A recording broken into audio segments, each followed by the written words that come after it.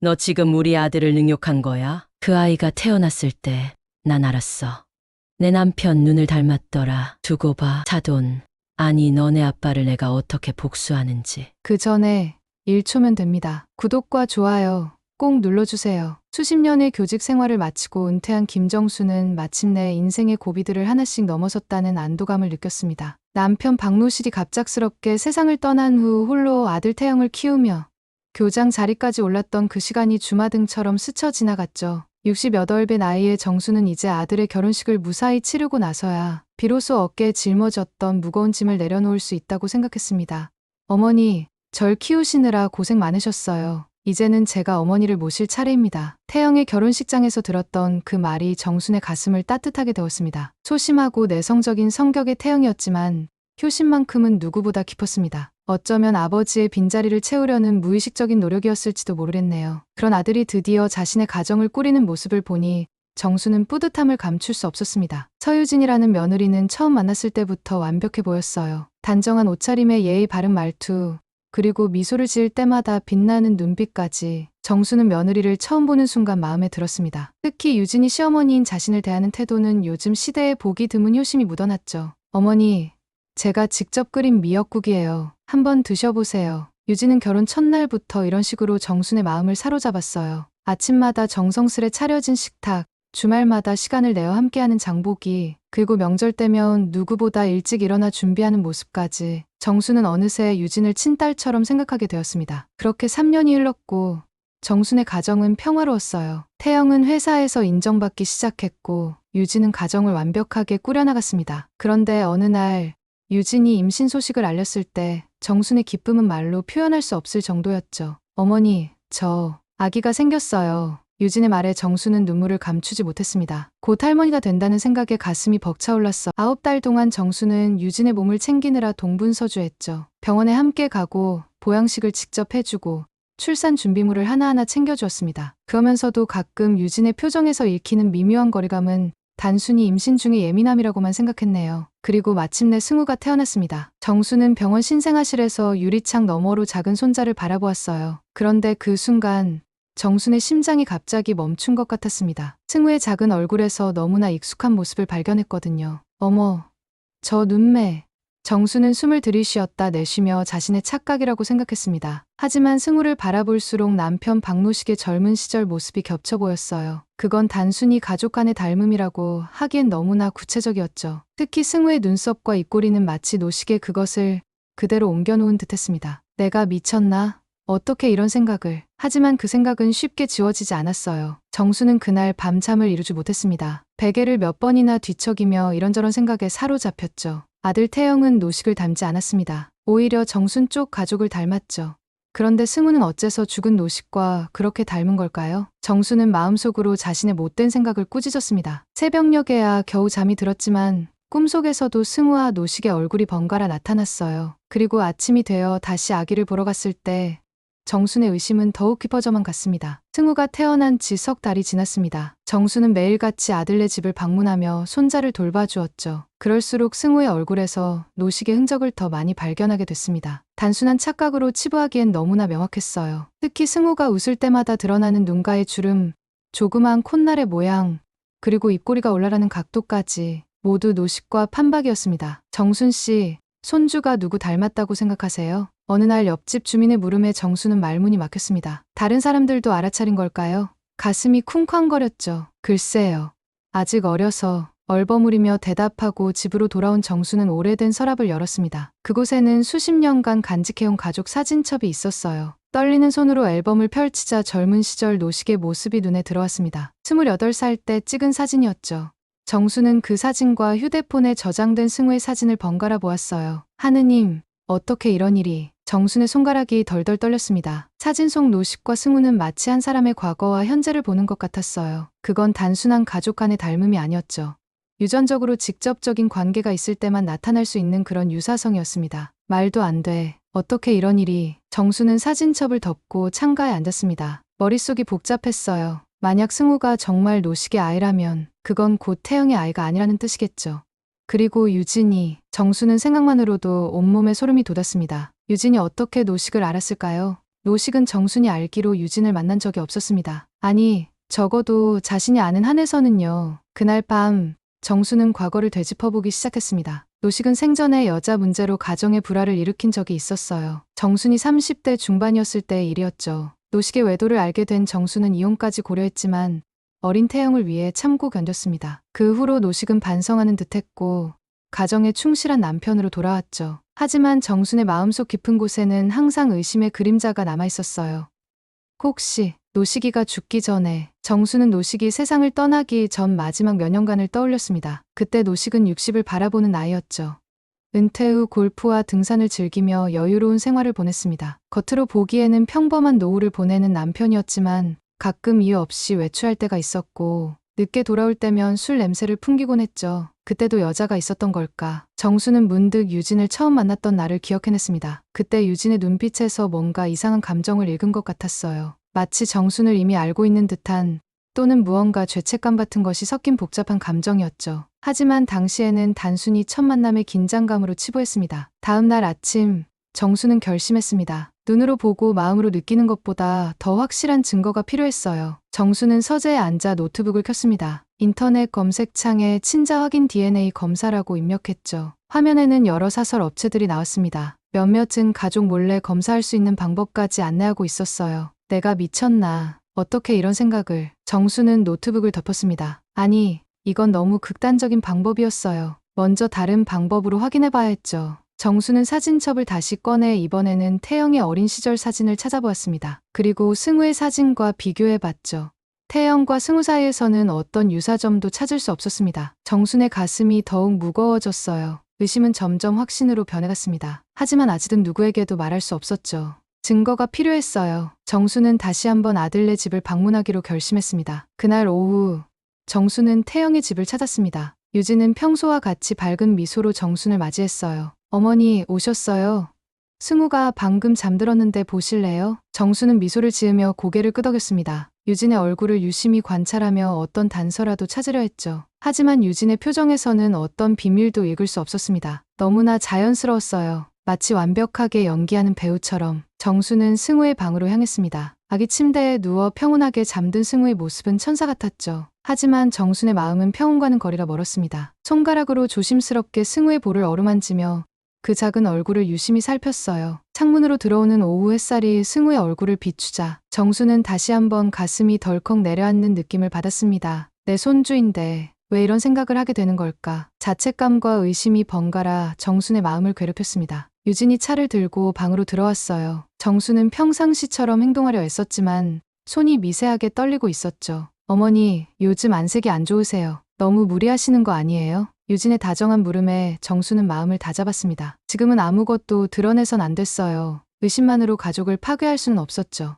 아니야, 괜찮아. 그저 나이 탓이지. 차를 마시며 정수는 무심코 질문을 던졌습니다. 유진아, 그런데 승우는 누구를 닮았니? 난 태영이를 닮은 것 같지는 않은데. 유진의 손이 잠시 멈칫했습니다. 찻잔을 내려놓는 동작이 어색했어요. 하지만 곧 자연스러운 미소를 지으며 대답했죠. 글쎄요. 어머니, 아직 너무 어려서 그런가 봐요.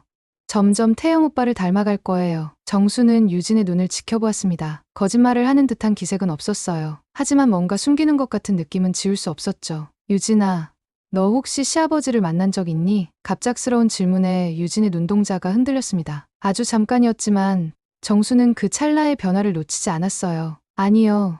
어머니, 오빠 말로는 제가 오기 3년 전에 돌아가셨다고 들었어요. 정수는 더 이상 캐묻지 않았습니다. 그날 밤 집으로 돌아온 정수는 또다시 잠을 이루지 못했어요. 유진의 미묘한 반응이 마음에 걸렸습니다. 무언가 숨기고 있다는 확신이 들었죠. 다음 날 정수는 사돈 박병철을 만나기로 했습니다. 태영의 결혼식 이후 몇 번 만난 적이 있었지만 깊은 대화를 나눠본 적은 없었어요. 자수성가한 중소기업 회장이라는 병철은 언제나 바빠 보였고 정순과는 겉도는 대화만 주고받았죠. 카페에서 병철을 기다리는 동안 정수는 무슨 말부터 꺼내야 할지 고민했습니다. 직접적으로 물어볼 수는 없었어요. 박병철이 나타났을 때 정수는 가능한 한 편안한 분위기를 유지하려 노력했습니다. 오랜만입니다. 사돈 어른, 건강해 보이시네요. 병철은 정중하게 인사했지만 어딘가 어색했습니다. 마치 이 자리에 오고 싶지 않았던 것처럼요. 병철 씨, 우리 손주 승우 보셨죠? 누구를 닮았다고 생각하세요? 정순의 질문에 병철의 표정이 굳었습니다. 그의 얼굴이 순간적으로 하얗게 질렸어요. 글쎄요.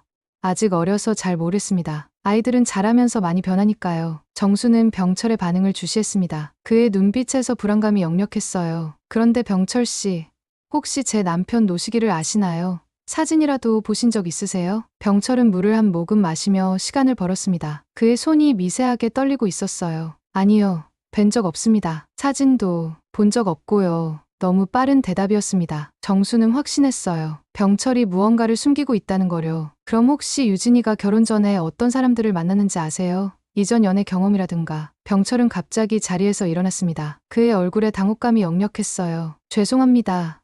사돈 어른, 갑자기 회사에서 급한 연락이 왔네요. 다음에 다시 뵙겠습니다. 정수는 어리둥절했지만 병철을 붙잡을 수 없었습니다. 그는 서둘러 카페를 나갔고 정수는 창밖으로 그가 황급히 차에 오르는 모습을 지켜보았어요. 그리고 이틀 후 더욱 놀라운 소식을 들었습니다. 어머니, 유진이 아버님이 갑자기 해외 출장을 가셨대요. 몇 개월 동안 연락이 어려울 거라고. 혜영의 말에 정수는 직감했습니다. 병철의 갑작스러운 해외 출장은 자신과의 만남 이후 결정된 것임을. 그것은 도망에 가까웠죠. 정순의 가슴 속에서 의심은 이제 확신으로 변했습니다. 무언가 큰 비밀이 있다는 확신이요. 그날 밤 정수는 결단을 내렸습니다. 스스로 진실을 파헤치기로 한 거예요. 인터넷 검색을 통해 찾은 사설 탐정사무소에 전화를 걸었습니다. 여보세요. 조사를 의뢰하고 싶은데요. 김정순 씨, 조사 결과를 말씀드리겠습니다. 탐정을 고용한 지 2주 만에 정수는 첫 보고를 받았습니다. 한적한 카페의 구석자리에서 정수는 긴장된 표정으로 서류 봉투를 받아들었어요. 손가락이 미세하게 떨렸습니다. 박병철이라는 인물은 실존하지 않습니다. 정수는 숨을 들이켰습니다. 탐정의 말을 제대로 이해하지 못한 듯 했어요. 무슨 말씀이신지. 그의 주민등록번호는 가짜입니다. 그가 회장이라는 회사도 실체가 없어요. 단지 페이퍼 컴퍼니에 불과하죠. 사업자 등록은 되어 있지만 실제 운영되는 회사가 아닙니다. 그리고 그가 살고 있다는 집은 단기 임대주택이에요. 정수는 탐정이 건넨 사진들을 하나씩 살펴보았습니다. 병철의 회사라는 곳은 작은 사무실 한 칸에 불과했어요. 지원도 없었고 간판조차 없었죠. 그의 집이라는 곳도 꾸며진 공간이었습니다. 가구는 모두 렌탈이었고 생활 흔적이 거의 없었어요. 그럼 박병철은 누구인 겁니까? 저희가 추적한 바로는 그는 프로필이 완벽하게 만들어진 직업배우입니다. 사돈 역할을 위해 고용된 사람이라고 보시면 됩니다. 정순의 머릿속이 하얘졌습니다. 사위의 아버지가 가짜라니. 이것은 그녀가 상상했던 것보다 훨씬 더 큰 문제였어요. 그럼 서유진은요? 그녀의 배경은 어떻습니까? 탐정은 고개를 저었습니다. 아직 확실한 정보를 찾지 못했습니다. 서유진이라는 이름의 사람은 존재합니다. 하지만 그녀의 과거가 매우 희미해요. 학력, 가족 관계, 모든 것이 깔끔하게 정리되어 있지만 깊이 파고들면 실체가 없습니다. 마치 누군가가 완벽하게 만들어낸 신원처럼요. 정수는 하늘이 무너지는 듯한 충격을 받았습니다. 며느리의 정체, 사돈의 정체, 모든 것이 거짓이었다니. 그렇다면 승우는, 그 아이는 정말 노식의 아들일까요? 계속 조사해주세요. 특히 서유진과 제 남편 박노식 사이의 연관성을 찾아주십시오. 그리고 아이의 DNA 검사도 준비해주세요. 탐정은 고개를 끄덕였습니다. 정수는 무거운 마음으로 집으로 돌아왔어요. 그날 밤 정수는 오래된 일기장을 꺼내 들었습니다. 노식이 살아있을 때의 기록들이었죠. 혹시 그 안에서 단서를 찾을 수 있을지 모른다는 희망으로 페이지를 넘겼습니다. 노식아, 내가 무슨 짓을 한 거니? 일기장을 넘기던 정순의 눈에 한 페이지가 들어왔습니다. 노식이 죽기 1년 전 정순이 학교 일로 출장을 갔던 날의 기록이었어요. 오늘 집에 돌아오니 노식이의 양복에서 여자 향수 냄새가 났다. 물어보니 골프장 여직원과 우연히 부딪혔다고 한다. 믿고 싶지만 그의 눈빛이 예전과 같다. 정수는 그 기록을 읽고 오래도록 생각에 잠겼습니다. 노식의 외도는 젊은 시절뿐만 아니라 말년까지 이어졌던 걸까요? 그리고 그 여자가 유진이었을까요? 다음 날 정수는 태영에게 전화했습니다. 아들의 목소리를 들으니 마음이 더 무거워졌어요. 태영아, 오늘 저녁에 시간 있니? 엄마가 할 얘기가 있어. 태영은 잠시 망설이더니 대답했습니다. 네, 어머니, 7시쯤 갈게요. 정수는 하루 종일 무슨 말을 어떻게 해야 할지 고민했습니다. 진실을 모두 말해야 할까요? 아니면 조금씩 알아가게 해야 할까요? 아들이 받을 충격을 생각하니 가슴이 미어졌습니다. 저녁이 되고 태영이 도착했습니다. 그의 얼굴은 지쳐 보였어요. 요즘 일이 많아 보였죠. 어머니, 무슨 일 있으세요? 정수는 차를 내오며 조심스럽게 말을 꺼냈습니다. 태영아, 승우는 내 아이가 맞니? 태영의 손에서 찻잔이 떨어질 뻔했습니다. 그의 얼굴이 순간 창백해졌어요. 어머니, 그게 무슨, 솔직히 말해다오. 엄마는 내 편이야. 태영은 한참을 침묵했습니다. 그리고 마침내 깊은 한숨을 내쉬었어요. 사실 저도 확신이 없어요. 정수는 가슴이 철렁 내려앉는 느낌이었습니다. 그녀의 의심이 현실이 되는 순간이었죠. 결혼 후 유진이가 가끔 집을 비웠어요. 출장이라고 했지만 연락이 잘 안 될 때가 많았죠. 그러다 어느 날 갑자기 임신 소식을 알렸고 태영의 목소리가 떨렸습니다. 저는 아이가 제 아이인지 의심스러웠지만 묻지 못했어요. 유진이를 잃을까봐 두려웠거든요. 정수는 아들의 손을 꼭 잡았습니다. 그의 눈에 눈물이 고였어요. 태영아, 엄마가 지금 조사하고 있어. 그리고 엄마는 그 아이가 노식이의 자식일지도 모른다고 생각해. 태영은 충격의 말을 잇지 못했습니다. 정수는 천천히 자신이 알게 된 모든 사실을 들려주었어요. 가짜 사돈, 의심스러운 유진의 배경, 그리고 승우가 노식과 닮은 점까지. 어떻게 이런 일이. 태영의 목소리가 떨렸습니다. 분노와 슬픔, 배신감이 뒤섞인 표정이었어요. 확실한 증거가 필요해. DNA 검사를 해야 해. 정순의 결연한 목소리에 태영은 고개를 끄덕였습니다. 이제 그들은 진실을 파헤칠 준비가 되어 있었어요. 태영아, 나도 너처럼 의심만 하고 눈을 감았어야 했을까? 정수는 창가에 앉아 멀리 보이는 도시의 풍경을 바라보며 중얼거렸습니다. 탐정으로부터 새로운 보고를 받은 날이었죠. 박병철이 사실은 강도영이라는 전직 연극배우였고 그는 돈을 받고 유진의 아버지 행세를 해왔다는 사실이 확인되었습니다. 어머니, 저도 알고 있었어요. 어렴풋이 태영의 고백에 정수는 놀라웠습니다. 아들의 눈가에 깊은 주름이 패인 걸 이제야 발견했어요. 34세 나이에 마치 중년의 남자처럼 지쳐 보였죠. 무슨 말이니? 결혼 첫날부터 이상했어요. 유진이의 아버지라는 사람이 딸의 결혼식에서 술 한 잔도 안 마시고 친척들과 어색하게 인사하는 모습이 어색했죠. 하지만 저는 그냥 넘어갔어요. 정수는 아들을 바라보았습니다. 태영의 눈빛에는 깊은 자책감이 서려 있었어요. 왜 그랬니? 왜 의심스러운데도 넘어갔어? 태영은 오랫동안 대답하지 못했습니다. 그리고 마침내 입을 열었어요. 제가 부족해서요. 유진이같이 완벽한 여자가 저를 선택했다는 게 믿기지 않았어요. 제가 먼저 의심하면 그녀가 떠날까봐 두려웠죠. 정수는 가슴이 아팠습니다. 태영의 소심함과 자신감 부족은 어린 시절부터 있었던 문제였어요. 아버지 노식의 그림자가 태영을 짓눌러 온 결과였죠. 태영아, 그건 내 잘못이 아니야. 아니에요. 어머니, 제가 약해서 이런 일이 벌어진 거예요. 아버지는 항상 그랬죠. 남자는 당당해야 한다. 약한 모습을 보이면 여자는 떠난다. 근데 저는 그럴 수 없었어요. 태영의 목소리에 쌓여온 응어리가 느껴졌습니다. 정수는 자신도 모르게 노식의 교육 방식에 동조했던 기억이 떠올랐어. 그때는 그것이 아들을 위한 것이라 생각했지만 이제 와서 보니 태영에게 큰 상처를 남겼던 것 같았습니다. 아들아, 엄마도 미안해. 엄마가 너를 더 보호했어야 했는데. 아니에요. 어머니는 최선을 다하셨죠. 제가 문제였어요. 아버지가 원하는 아들이 되지 못했으니까요. 정수는 아들의 손을 꼭 잡았습니다. 눈물이 차올랐어. 아버지와 나는 너에게 너무 많은 것을 바랐나 보구나. 그게 내 어깨를 무겁게 했던 거야. 태영은 고개를 저었습니다. 아버지는 항상 저를 실망스러워했어요. 제가 운동을 못하고 친구들 앞에서 말을 더듬고 여자친구 하나 제대로 사귀지 못할 때마다 아버지의 눈빛은 늘 넌 내 아들이 맞냐고 물었죠. 정수는 그제야 태영의 마음속 깊은 상처를 제대로 보게 되었습니다. 남편 노식은 아들에게 자신의 기준을 강요했고 정수는 그것을 막지 못했어요. 오히려 남자답게 자라야 한다는 노식의 교육 방침에 동의했던 적도 있었죠. 그래서 유진이를 만났을 때 그녀가 나를 선택했다는 사실이 너무 기뻤어요. 드디어 아버지가 인정할 만한 여자를 얻었다고 생각했죠. 태영의 눈에서 눈물이 흘러내렸습니다. 정수는 처음으로 아들의 결혼이 진정한 사랑이 아닌 인정욕구에서 비롯되었다는 사실을 깨달았어요. 그런데 유진이는 왜 널 선택한 걸까? 태영은 쓴웃음을 지었습니다. 이제 알 것 같아요. 저를 통해 아버지에게 접근하려던 건지도 모르죠. 아니면 아버지와의 관계에서 생긴 아이의 친부로 제가 필요했던 거겠죠. 정수는 아들의 말에 충격을 받았습니다. 그런 가능성을 생각하니 온몸에 소름이 돋았어요. 그런데 어머니, 한 가지 이해가 안 돼요. 아버지는 제가 대학에 들어갈 무렵 돌아가셨어요. 그때 유진이는 24이었을 텐데 그들이 어떻게 만났을까요? 정순도 그 점이 이해가 가지 않았습니다. 노식이 어떻게 그렇게 어린 유진을 만났을까요? 어쩌면 그들의 관계는 오래전부터 시작되었을지도 모른다는 생각에 정수는 몸서리쳤습니다. 태영아, 아버지가 돌아가시기 전 마지막 몇 년 동안 집을 자주 비웠던 기억이 나니? 태영은 고개를 끄덕였습니다. 네, 골프나 등산 간다고 하셨죠. 가끔은 이틀씩 안 들어오시기도 했고요. 정수는 긴 한숨을 내쉬었습니다. 모든 퍼즐이 하나씩 맞춰지는 느낌이었어요. DNA 검사 결과는 언제 나오니? 내일이요. 어머니, 유진이 모르게 승우의 머리카락을 채취했어요. 정수는 창밖을 바라보았습니다. 내일 모든 것이 결정될 거라는 생각에 가슴이 무거웠어요. 태영아, 결과가 어떻게 나오든 우리는 가족이야. 엄마는 널 결코 포기하지 않을 거야. 태영은 정순의 손을 꼭 잡았습니다. 그의 눈에는 오랜만에 결연한 의지가 보였어요. 고맙습니다.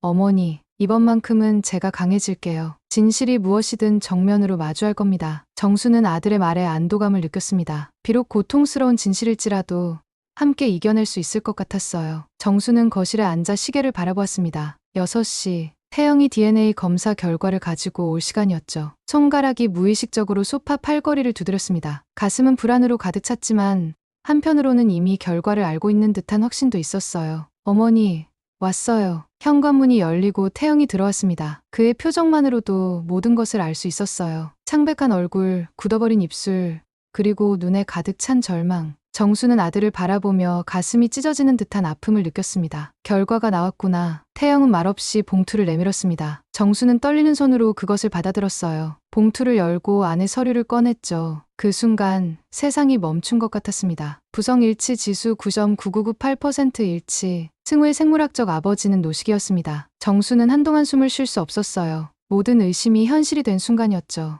어머니, 태영의 목소리가 떨렸습니다. 그는 소파에 털썩 앉아 얼굴을 손으로 가렸어요. 어깨가 들썩이는 것으로 보아 울고 있었습니다. 태영아, 정수는 아들 옆에 앉아 그의 등을 토닥였습니다. 마음속으로는 분노와 배신감, 슬픔이 뒤엉켰지만 지금은 아들을 위로해야 할 때였어요. 어떻게 이런 일이 있을 수 있죠? 아버지와 제 아내가. 태영은 고개를 들었습니다. 그의 눈에는 깊은 상처가 서려 있었어요. 내 아이라고 생각했던 승우가 사실은 내 이복 동생이었다니. 정순도 그 생각에 소름이 돋았습니다. 승우는 태영의 아들이자 이복 동생이었어요. 이런 복잡한 관계가 어떻게 가능할까요? 모식은 어떻게 아들의 미래 신부를 만난 걸까요? 태영아, 우리가 더 알아봐야 해. 유진이가 어떻게 노식이를 만났는지. 태영은 고개를 저었습니다. 그게 중요한가요? 이미 모든 게 끝났어요. 제 결혼 생활은, 제 삶은. 정수는 태영의 손을 꼭 잡았습니다. 아니, 아직 끝난 게 아니야. 우리는 진실을 알아야 해. 그리고 그들의 계획이 무엇인지도. 태영의 눈에 결연한 의지가 어렸습니다. 그는 천천히 고개를 끄덕였어요.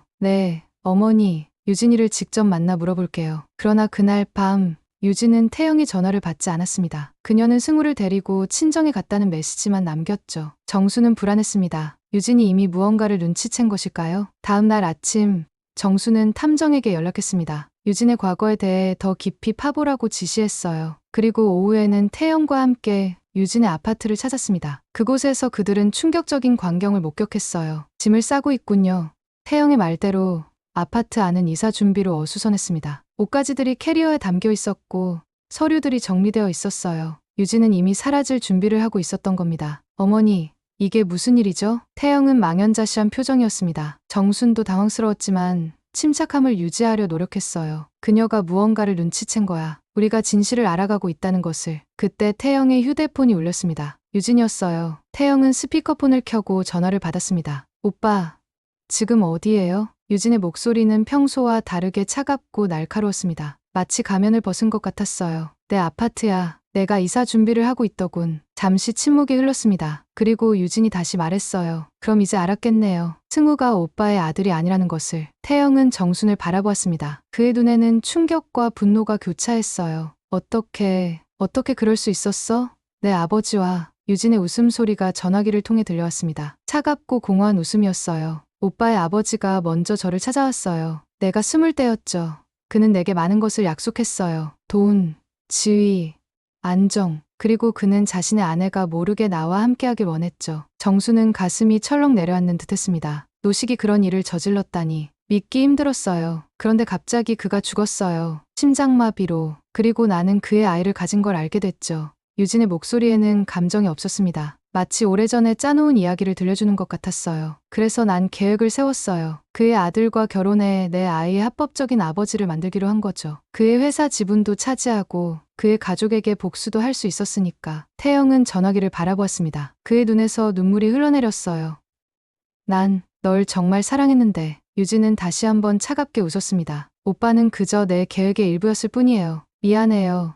하지만 난 결코 오빠를 사랑한 적이 없어요. 전화가 끊겼습니다. 태영은 그대로 주저앉아 흐느꼈어요. 정수는 아들을 안아주며 함께 울었습니다. 서로의 슬픔을 나누는 것 외에는 달리 할 수 있는 일이 없었죠. 그날 밤 정수는 또다시 잠을 이루지 못했습니다. 아들의 상처, 남편의 배신, 그리고 손자의 정체까지 모든 것이 그녀의 마음을 무겁게 눌렀어요. 정순과 태영은 이틀 동안 연락이 닿지 않는 유진을 찾아 헤맸습니다. 하지만 그녀는 마치 연기처럼 사라져버렸어요. 그리고 마침내 사설 탐정의 연락을 받았습니다. 김정순 씨, 서유진을 찾았습니다. 그녀는 지금 강남에 있는 호텔 스위트룸에 머물고 있어요. 아이도 함께입니다. 정수는 즉시 태영에게 연락했어요. 그들은 함께 호텔로 향했습니다. 엘리베이터를 타고 올라가는 동안 정순의 심장은 빠르게 뛰었어요. 태영의 얼굴에는 굳은 결의가 서려 있었습니다. 어머니, 제가 먼저 들어가겠습니다. 태영의 말에 정순은 고개를 저었습니다. 아니, 우리 함께 가자. 내가 묻고 싶은 것도 있어. 호텔 방 앞에 선 그들은 잠시 망설였습니다. 그리고 마침내 태영이 문을 두드렸어요.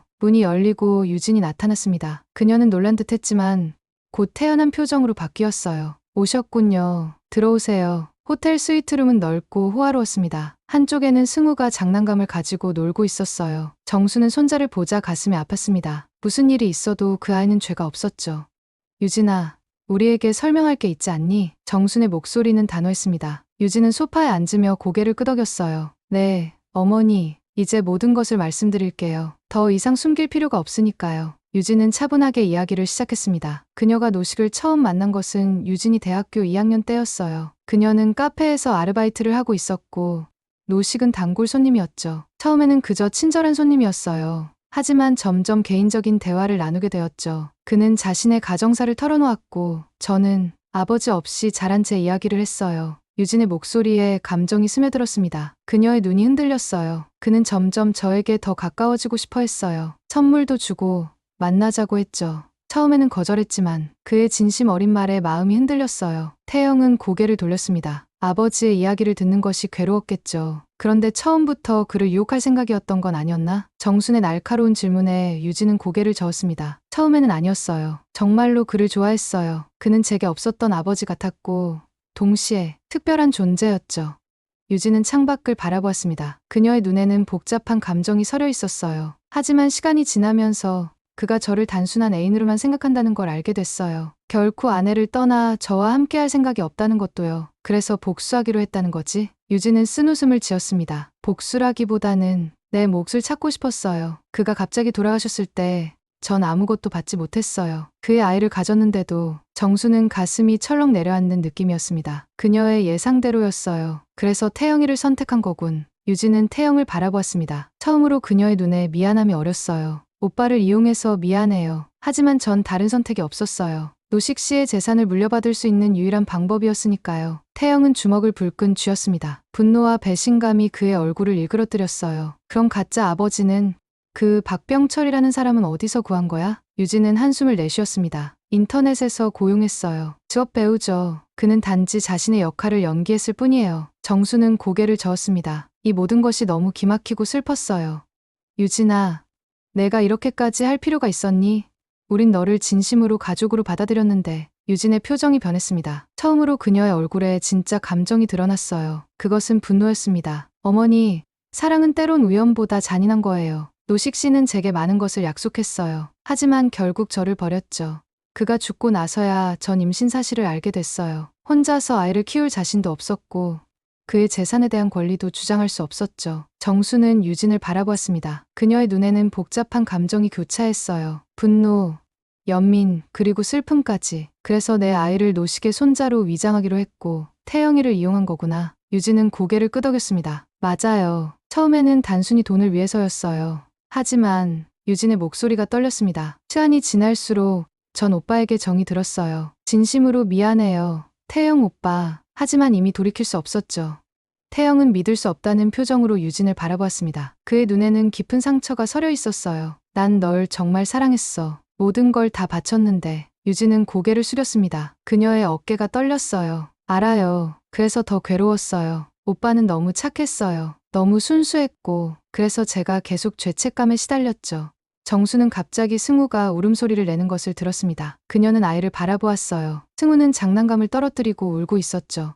정수는 본능적으로 일어나 아이에게 다가갔습니다. 이리 와. 승우야. 정수는 아이를 안아 올렸습니다. 비록 이 아이의 탄생 배경은 복잡하고 아픔이 가득했지만 그래도 이 아이는 무죄했어요. 그리고 무엇보다 노식의 핏줄이었습니다. 어머니, 태영의 목소리가 떨렸습니다. 그는 정순이 승우를 안는 모습을 바라보며 복잡한 표정을 지었어요. 태영아, 이 아이는 죄가 없어. 그리고 이 아이는 여전히 우리 가족이야. 정순의 눈에 결연한 의지가 어렸습니다. 그녀는 결심한 듯 했어요. 모든 진실을 받아들이고 이제부터 무엇을 할지 정한 것 같았습니다. 어머니, 정말 그렇게 하실 겁니까? 태영은 정순의 결정에 놀란 목소리로 물었습니다. 유진과의 대면 이후 일주일이 지났고 그들은 작은 카페에 앉아 앞으로의 일을 논의하고 있었어요. 정순의 표정은 단호했습니다. 그래, 난 승우를 데려올 거야. 법적으로 가능한 모든 방법을 동원해서. 정순의 눈에는 이제 망설임이 없었습니다. 처음에는 충격과 배신감, 분노로 가득 찼지만 이제는 냉정함과 결연함만이 남아 있었어요. 하지만 현실적으로 쉽지 않을 거예요.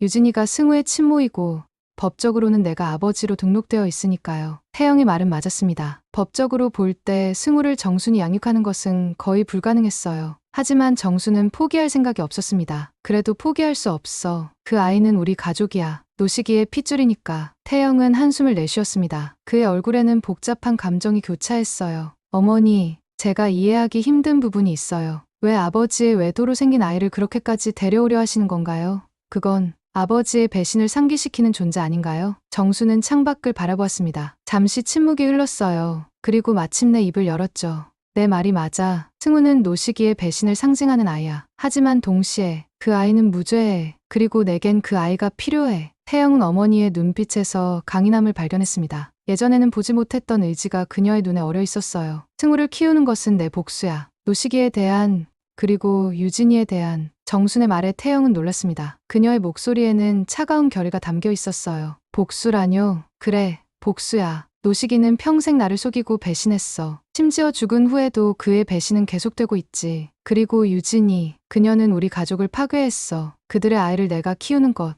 그것이 내 방식의 복수야. 태영은 어머니의 이런 면을 본 적이 없었습니다. 항상 온화하고 헌신적이었던 그녀가 이렇게 단호하고 강인한 모습을 보이다니 놀랍고도 무서웠어요. 하지만 어머니, 그건 태영아, 내가 약해 보였지. 평생 노시기의 그늘에서 살았고 그의 외도를 알면서도 참고 살았어. 하지만 이젠 더 이상 참지 않을 거야. 내 인생의 주인은 나야. 정순의 눈에 결연한 의지가 빛났습니다. 태영은 어머니가 이렇게 강한 사람이었다는 것을 이제야 알게 되었어요. 다음 날 태영은 유진에게 연락했습니다. 그는 변호사와 함께 유진의 호텔을 찾았어요. 긴 대화 끝에 합의가 이루어졌습니다. 태영은 유진에게 이혼을 요구했고 모든 재산을 포기하는 대신 승우에 대한 면접 교섭권을 요구했어요. 유진은 태영의 태도가 달라진 것을 보고 놀랐지만 결국 동의했습니다. 태영 씨, 정말 그게 좋은 선택일까요? 승우는 당신의 아들이 아니에요. 변호사가 물었지만 태영은 단호했습니다. 제 동생이자 조카예요. 그리고 어머니를 위해 꼭 필요한 결정입니다. 한 달 후 모든 법적 절차가 마무리되었습니다. 태영과 유진은 이혼했고 태영은 정기적으로 승우를 만날 수 있는 권리를 얻었어요. 유진은 서울 외곽으로 이사했고 이제 매주 주말마다 승우는 정순의 집에서 지내게 되었습니다. 첫 주말, 정순은 설레는 마음으로 승우를 맞이했습니다. 이제 2살이 된 승우는 정순의 집에 들어서자 호기심 어린 눈으로 주변을 둘러보았어요. 할머니 집이야. 승우야, 이제 주말마다 여기서 지낼 거야. 정순은 승우를 안아 올리며 속삭였습니다. 승우는 정순을 바라보며 밝게 웃었어요. 그 미소에서 정순은 노식의 모습을 보았습니다. 하지만 이제 더 이상 아프지 않았어요. 그저 담담하게 받아들일 수 있었죠. 어머니, 저도 같이 있을까요? 태영이 물었습니다. 그는 이제 자신의 상처를 조금씩 치유해 나가고 있었어요. 유진의 배신은 그에게 큰 상처를 남겼지만 동시에 그를 더 강하게 만들었습니다. 그래, 같이 있자. 우리 셋이서 행복한 시간을 보내자. 정수는 태영과 승우를 바라보며 미소 지었습니다. 그녀의 얼굴에는 깊은 평화가 깃들어 있었어요. 과거의 상처와 배신은 여전히 존재했지만 이제 그녀는 그것들을 이겨내고 새로운 시작을 맞이하고 있었죠. 저녁 식사 후 정수는 승우를 재우기 위해 방으로 데려갔습니다. 작은 침대에 승우를 눕히고 이불을 덮어주며 그녀는 작은 손자의 얼굴을 유심히 바라보았어요. 노식의 눈매, 코, 입술, 모든 것이 그를 닮았지만 이제 정수는 그것을 받아들일 수 있었습니다. 승우야, 할머니가 널 지켜줄게. 항상 내 편이 되어줄게. 승우는 졸린 눈으로 정순을 바라보았습니다. 그리고 조그만 손으로 그녀의 뺨을 만졌어요. 그 순간 정순의 눈에 눈물이 고였습니다. 그것은 슬픔의 눈물이 아니었어요. 해방감, 그리고 새로운 시작에 대한 기대의 눈물이었죠. 태영이 방에 들어왔습니다. 그는 침대 맞은편에 앉아 승우의 작은 손을 잡았어요. 어머니, 괜찮으세요? 정수는 고개를 끄덕였습니다. 응, 이제 정말 괜찮아. 우리가 함께 하니까. 태영은 어머니의 손을 꼭 잡았습니다. 그들의 눈에는 이제 희망이 빛나고 있었어요. 승우야, 이제 잘 자. 내일은 더 행복한 하루가 될 거야. 정수는 승우의 이마에 키스를 했습니다. 아이는 이미 깊은 잠에 빠져들고 있었어요. 정수는 불을 끄고 방을 나오며 마지막으로 한 번 더 아이를 바라보았습니다. 너는 죄가 없다.